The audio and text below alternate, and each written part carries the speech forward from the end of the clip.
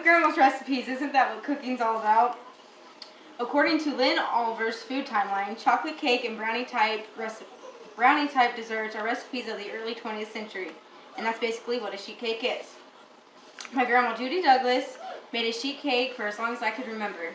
She always brought at least 2 sheet cakes to every holiday. When I was old enough, she taught me how to make it, and in 2008 she passed away, but her recipe lived on. I am now the one who brings the sheet cake to every holiday. I'm going to be using her recipe to demonstrate the speech. I'm going to demonstrate how to make this chocolate sheet cake in 2 steps, making the sheet cake from scratch and preparing the frosting for the cake. My first main point is making the cake from scratch. First, you need to preheat your oven to 400 degrees and prep all your ingredients. You're going to need 2 cups of flour and sugar, 2 sticks of butter, 4 tablespoons of cocoa, 1 cup of water, 1 teaspoon of vanilla, a half a cup of sour cream, 1 teaspoon of baking soda, 1 teaspoon of cinnamon, 2 slightly beaten eggs. The acid in the sour cream adds richness and makes the cake super moist. So your first step, you want to combine your flour and your sugar and mix that together.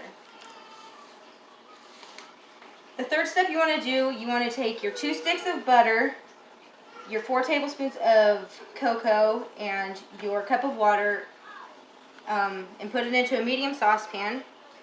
Bring that to a full boil. And once it comes to a full boil, you want to pour it over your flour and sugar mixture. Stir that all together and get out all the lumps that you can. Next, you want to add your 2 slightly beaten eggs, your half a cup of sour cream, your vanilla and your baking soda to the mix, and stir that all together until combined. Then you want to spray 2 13 by 9 inch cooking pans for your cakes so that they won't stick, and add the mixtures in half to each pan. Then you want to put that into your oven for 15 minutes.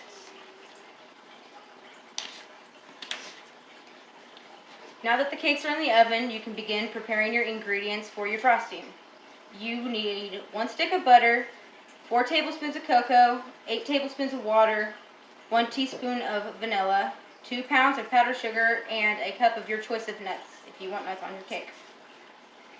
With 5 to 8 minutes left for your cakes to bake, you want to begin preparing your frosting.